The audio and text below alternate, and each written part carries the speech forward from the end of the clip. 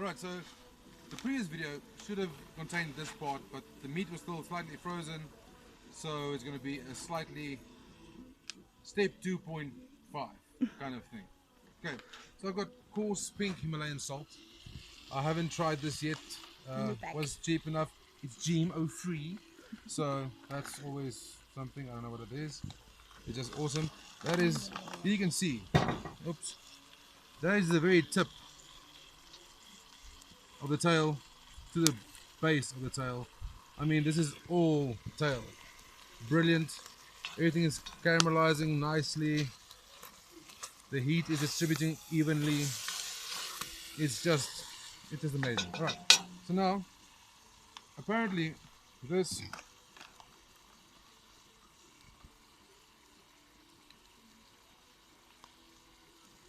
not that salty.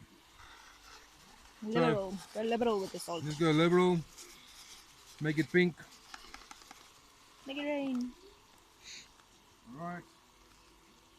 And then here I've got some salt and pepper and stuff mixed. Crack some of it over top. And once I feel like that's enough, I'll add some coarse pepper grounds in there, just to assist with the sauces and everything. And now a little bit of that move, and that'll be it. Now I'm closing it up for a little bit, get everything browned down, and then it's sauce time, and I'll show you what we do with the sauces in a minute. Well, in a while, but